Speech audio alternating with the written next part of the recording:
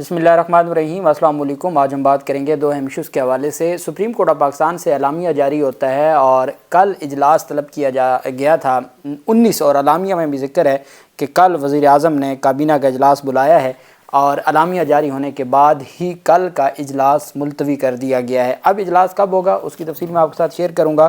ساتھ ہم بات کریں گے پاکستان تحریک انصاف کے رہنما کی جو ان کی نااہلی کا ایک معاملہ الیکشن کمیشن نے اٹھایا تھا، اس کو معطل کر دیا ہے اور الیکشن کمیشن کو روک دیا ہے کارروائی سے ہائی کورٹ نے۔ اس کی تفصیل میں آپ کے ساتھ شیئر کروں گا۔ اور پاکستان تحریک انصاف کے سربراہ عمران خان کی سائفر مقدمے میں آج جو سماعت ہوئی ہے، پہلے اس کے اوپر بات کریں گے، بہت اہم ہے، اور پھر اس کے بعد ہم آ جائیں گے عمران خان کی عبوری ضمانتوں کے حوالے سے، اور پھر آخر میں ہم ہائی کورٹ کا پی ٹی آئی کو دیا گیا ریلیف اور جو فیصلہ ہے کابینہ کے اجلاس کا ملتوی کیوں ہوا اس کے اوپر۔ اسلام آباد ہائی کورٹ میں 2 رکنی بینچ تھا، چیف جسٹس عامر فاروق صاحب کی سربراہی میں جسٹس میاں گل حسن اورنگزیب صاحب۔ ایک پہلے میں آپ کو بتا دوں کہ عمران خان کی جو 190 ملین پاؤنڈ اسکینڈل کیس میں سماعت تھی ضمانت کی درخواست پر، جو نیچے سے خارج ہوئی تھی، اور پوسٹ اریسٹ بیل ہے جو ہائی کورٹ کا 2 رکنی بینچ ہے، چیف جسٹس عامر فاروق صاحب اور جسٹس طارق محمود جہانگیری صاحب نے آج سماعت کی، تو بتایا گیا کہ جی لطیف خان کھوسہ صاحب آج موجود نہیں ہیں، جو وکیل ہیں عمران خان کے، وہ اڈیالہ جیل میں عمران خان سے ملاقات کرنے گئے ہوئے ہیں، اس وجہ سے جی آپ کیس کو ارجن کر دیں، تو عدالت نے بغیر کارروائی کے سماعت 3 اپریل تک ملتوی کر دی۔ سائفر میں 2 رکنی بینچ ہے جس میں میاں گل حسن اورنگزیب صاحب اس بینچ کا حصہ ہیں۔ عدالت میں سماعت ہوئی اور جو عدالت میں سلمان صفدر صاحب نے دلائل دیے۔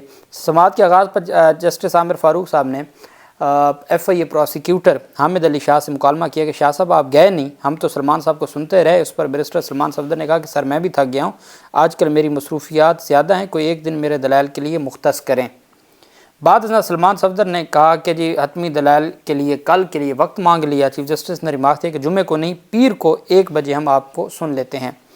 سلمان صفدر نے اپنی دلائل کا آغاز کرتے ہوئے کہا کہ میں آج اس کیس کے سب سے اہم گواہ اسد مجید کا بیان پڑھنا چاہوں گا۔ پھر وکیل سلمان صفدر نے امریکہ میں پاکستانی سفیر اسد مجید کا بیان عدالت میں پڑھ کے سنایا۔ اسد مجید کے بیان کے مطابق کورونا کے دوران اسسٹنٹ سیکرٹری ڈونلڈ لو سے ان کی آفیشیل لنچ پر ملاقات ہوئی۔ اس ملاقات میں وزارت خارجہ کے اور بھی اہم افسران شامل تھے۔ اسسٹنٹ سیکرٹری ڈونلڈ لو سے کمیونیکیشن حکومت کے ساتھ شیئر کرنے کا کہا گیا تھا۔ امریکی اسسٹنٹ سیکرٹری کی زبان پر نیشنل سیکیورٹی کمیٹی کے اجلاس میں بریف کیا۔ ڈونلڈ لو کے بیان پر انہوں نے حکومت سے ڈی مارچ کرنے کا کہا تھا۔ کس نے؟ سیکرٹری جو ہمارے وہاں پہ سفیر تھے، انہوں نے، اسد مجید نے کہا کہ میں نے ڈونلڈ لو کے بارے میں آگاہ کیا کمیٹی کو، جو قومی سلامتی کمیٹی تھی، اور ساتھ میں نے کہا ڈی مارچ کریں۔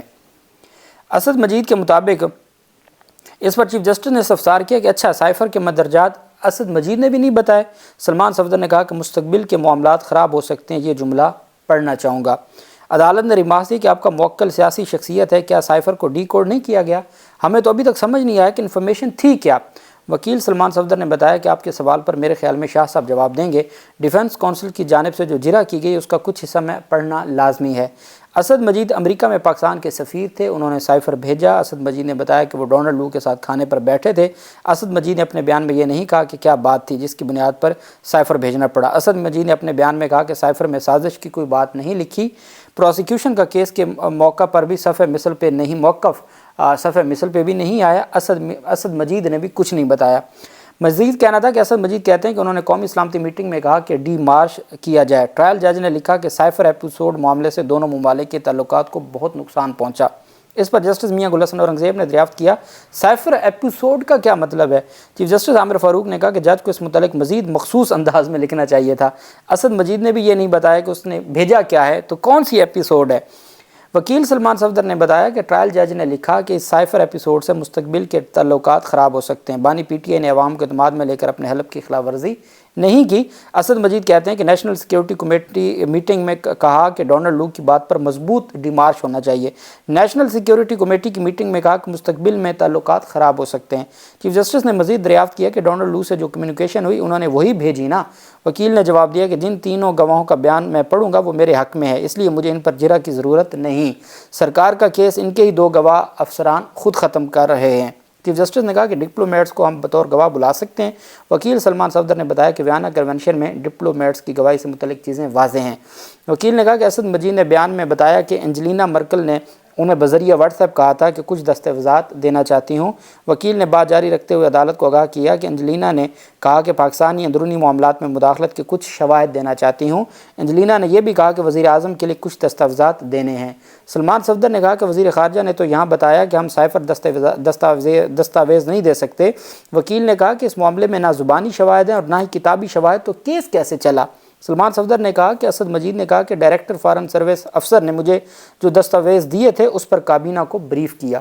اس موقع پر وکیل سلمان صفدر نے سوال اٹھایا کہ دستاویز نہیں مگر ڈی مارش کیا گیا، پروسیکیوشن بتائے گی کہ کیسے کیا؟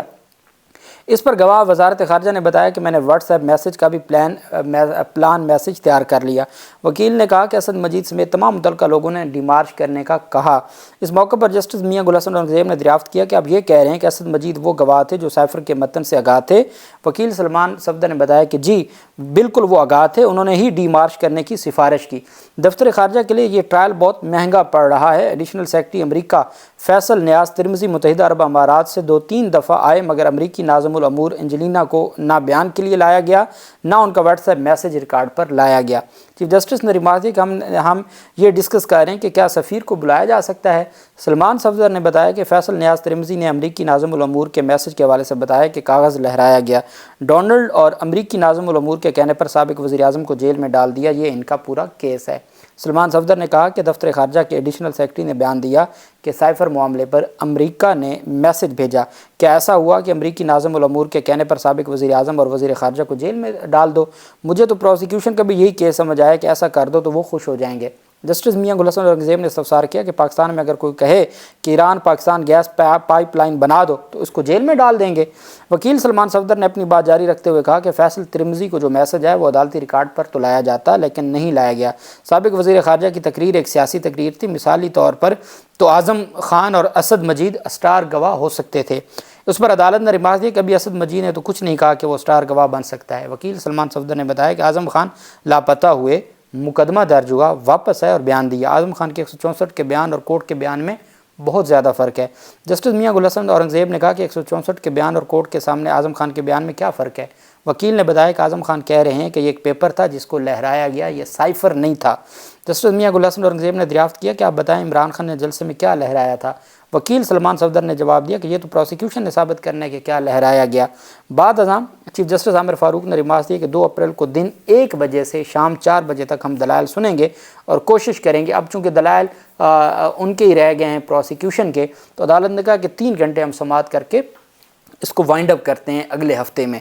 تو چونکہ یہ اپنی نوعیت کا ایک پہلا کیس ہے سائفر سے متعلق، دیکھنا یہ ہے کہ یہ معاملہ، یہ اونٹ کس کروٹ بیٹھتا ہے۔ یہ بات حقیقت ہے کہ سلمان صفدر نے ان کے پلے ککھ نہیں چھوڑا۔ اس پورے کیس میں ایسی باتیں سامنے آ رہی ہیں کہ بندہ سر پکڑ کے بیٹھ جاتا ہے کہ یہ بھی کوئی مقدمہ تھا جس کے اوپر جو 10 سال کی یا 14 سال کی سزا سنا دی گئی، اور اس کے اوپر اتنی باہر سے بیرون ملک سے پاکستانی سفیروں کو لا کے یہاں ٹھہرایا جاتا تھا اور لاکھوں روپے ریاست کے اس کے اوپر بھی لگائے گئے۔ دوسری جانب جو پاکستان تحریک انصاف نے پشاور ہائی کورٹ کا مخصوص نشستوں پر حلف برداری کا حکم نامہ بھی سپریم کورٹ آف پاکستان میں چیلنج کرنے کا فیصلہ کیا ہے، چونکہ آج الیکشن کمیشن آف پاکستان کی جانب سے بھی فیصلہ جاری کر دیا گیا ہے جو مخصوص نشستوں پر حلف سے متعلق تھا، اور کہا گیا ہے کہ اگر پشاور ہائی کورٹ کے فیصلے کے مطابق حلف نہ لیا گیا تو خیبر پختونخوا میں سینٹ کے انتخابات ہم ڈیلے کر سکتے ہیں، ملتوی کر سکتے ہیں۔ یہ آج الیکشن کمیشن آف پاکستان نے یہ فیصلہ بھی سنا دیا۔ پاکستان تحریک انصاف کے سربراہ عمران خان کی 9 مئی کے 3 مقدمات میں عبوری ضمانت پر 4 اپریل تک توسیع کر دی ہے۔ ڈیوٹی جج ارشد جاوید نے سماعت کی۔ یہ لاہور کے 3 مقدمات ہیں، ٹوٹل 7 مقدمات تھے، 4 میں پہلے ضمانت ہو چکی ہے، 3 مقدمات رہ گئے ہیں جس میں ابھی ضمانت پینڈنگ ہے، عبوری ضمانت۔ عدالت نے ملزم کی اڈیالہ جیل سے دوبارہ ویڈیو لنک پر حاضری مکمل کرنے کا حکم دیا، اور ساتھ ہی عمران خان کے وکلاء سے دلائل بھی طلب کیے، چونکہ سلمان صفدر صاحب یہاں بھی وکیل ہیں، بتایا گیا کہ وہ اویلیبل نہیں ہیں، تو عدالت نے تینوں مقدمات میں عبوری ضمانت میں توسیع کرتے ہوئے 3 اپریل تک سماعت کو ملتوی کر دیا۔ پاکستان تحریک انصاف کے جو سربراہ ہیں عمران خان، چونکہ اب وہ 2 ہفتوں والا نوٹیفیکیشن ختم ہو گیا ہے تو اب ملاقاتیں جاری ہو گئی ہیں، اور آج پاکستان تحریک انصاف کی قیادت کی ملاقاتیں ہوئی ہیں عمران خان کے ساتھ۔ ایک درخواست پاکستان تحریک انصاف نے مخصوص نشستوں سے متعلق اسلام آباد ہائی کورٹ میں دائر کی ہوئی تھی، اس پر جو آج سماعت ہوئی ہے، ملک حبیب نور اور اکزئی کی الیکشن کمیشن کے فیصلہ کے خلاف دائر درخواست پر سماعت ہوئی۔ اسلام آباد ہائی کورٹ نے کہا کہ ابھی آپ انتظار کریں، الیکشن کمیشن کو ابھی بلا لیتے ہیں۔ جسٹس میاں گل حسن اورنگزیب نے ریمارک دیا کہ اگر الیکشن کمیشن والے نہیں آتے تو فیصلہ کر دیں گے۔ وکیل درخواست گزار نے موقف اپنایا کہ 4 مارچ کا مخصوص نشستوں کا آرڈر جاری ہوا، ہمیں خیبر پختونخوا میں صرف ایک مخصوص نشست دی گئی، جس پر عدالت نے استفسار کیا کہ درخواست گزار پارٹی کیوں نہیں ہے، جنرل سیکرٹری کا اختیار نہیں ہوتا۔ یہ پی ٹی آئی پارلیمنٹیرین کی درخواست تھی اور یہ اس کے اوپر پھر عدالت نے الیکشن کمیشن کو حکم دیا ہے کہ وہ فیصلہ سنائے۔ ساتھ جو پشاور ہائی کورٹ میں P T I M N A Naseem Ali Shah کو نااہلی کیس میں الیکشن کمیشن کا جو نوٹس آیا تھا، پشاور ہائی کورٹ نے الیکشن کمیشن کو نااہلی کیس میں کارروائی سے روک دیا ہے۔ پی ٹی آئی کے ایم این اے، یہ ایک اور ایم این اے گھر جا رہا تھا جس کو پشاور ہائی کورٹ نے بچا لیا ہے۔ عدالت نے M N A Naseem Ali شاہ کی درخواست پر حکم امتناع جاری کر دیا، الیکشن کمیشن کی کارروائی کو معطل کر دیا۔ نسیم علی شاہ کا این اے 39 سے کامیابی کا نوٹیفیکیشن جاری ہو چکا ہے۔ کامیابی کا نوٹیفیکیشن جاری کرنے کے بعد الیکشن کمیشن کے پاس اختیار نہیں ہے کہ وہ اس طرح کی کوئی کارروائی شروع کرے۔ الیکشن کمیشن کی یہ جو کارروائی ہے وہ قانون کے بالکل برخلاف ہے، اس وجہ سے کالعدم قرار دی جائے۔ بشیر خان وزیر ایڈوکیٹ پیش ہوئے اور اس پر پھر عدالت میں یہ پیش رفت سامنے آئی ہے کہ عدالت نے اس پر کارروائی کو معطل کر دیا ہے۔ اعلامیہ جاری ہوا، پہلے جو وزیر قانون ہے اعظم نذیر تارڑ، انہوں نے کہا کہ جی ہم نے کل کابینہ کا اجلاس بلایا ہے، کمیشن کے حوالے سے کل ڈیسائیڈ ہو جائے گا، ٹی او آرز بھی اور کمیشن بھی۔ پھر اعلامیہ سپریم کورٹ کا جاری ہوتا ہے اور بتایا جاتا ہے کہ وزیر اعظم نے کہا ہے کہ وہ کل کابینہ کا اجلاس بلائیں گے اور کل کابینہ کے اجلاس کے بعد فیصلہ ہوگا۔ اب جو وزیر قانون کی جانب سے اعظم نذیر تارڑ صاحب کی جانب سے یہ اناؤنس کیا گیا ہے کہ کل اجلاس نہیں ہوگا، کل 29 مارچ ہے، کل اجلاس نہیں ہوگا، کل اجلاس کو پوسٹ پون کر دیا گیا ہے۔ اب اجلاس ہوگا 30 مارچ کو، پرسوں اجلاس ہوگا۔ اب پرسوں ملتوی ہو جائے تو یہ الگ بات ہے، لیکن یہ حقیقت ہے کہ جی کل کا جو تھا، جو سپریم کورٹ کے اعلامیہ میں بھی آ گیا ہے کہ کل 29 مارچ کو سپریم کورٹ آف پاکستان کے اس سارے معاملے پر کوئی اہم ڈیولپمنٹ ہوگی اور کابینہ کا اجلاس ہوگا، اس کو ناگزیر وجوہات کی بنیاد پر کر دیا گیا ہے۔ عدالت کی جانب سے اس کو کابینہ کی جانب سے ملتوی کر کے پرسوں تک رکھ دیا گیا۔ آپ دیکھتے ہیں پرسوں کیا ڈیولپمنٹ سامنے آتی ہے۔ اللہ پاک پاکستان کا حامی و ناصر ہو۔ بہت شکریہ۔ اللہ حافظ۔ پاکستان زندہ باد۔